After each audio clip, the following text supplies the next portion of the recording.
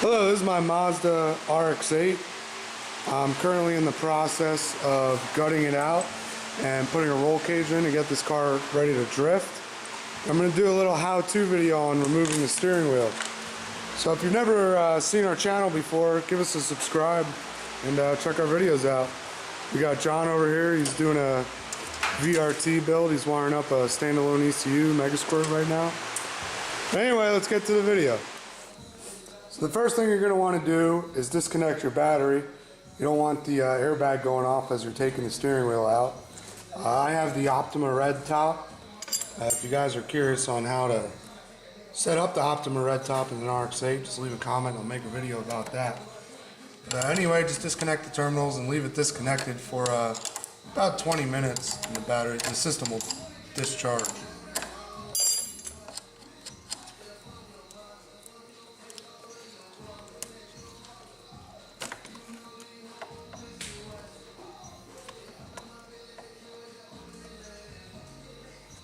And that's all there is to that.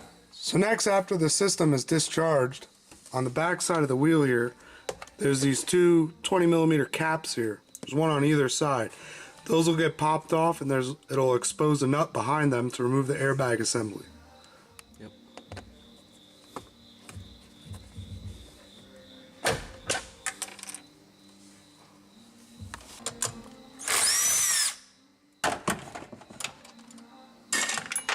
So after you have those nuts out, next remove the airbag assembly out. You have to disconnect these connectors. You can take a small flathead screwdriver, get up under these clips gently, pull them up, and then they come out.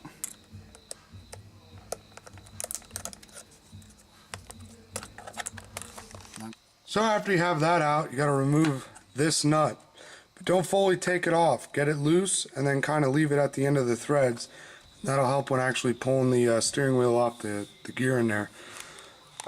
So it's a 21mm socket. I have this snap-on, what's a Milwaukee impact gun. Works pretty good. Let's see if we can get it off. If not, you just got to use a breaker bar and maybe have somebody hold the wheel. I wouldn't recommend cranking against the lock as you might damage it.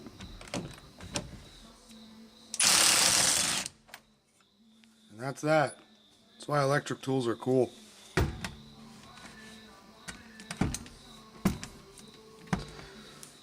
So anyway, what you want to do then is you want to take your nut, put it on a couple turns, and depending upon how long your wheel's been on the car, how much it's been beaten, it could be easy to come off or it could be pretty hard. So what I recommend is I usually grab the wheel on both ends and kind of yank back, see if that'll do it. If that doesn't do it, I'll take a mallet and hit the backside. I believe they actually do make like a steering wheel puller. I've never used one before, so can't really say how well they work. Oh, there it goes.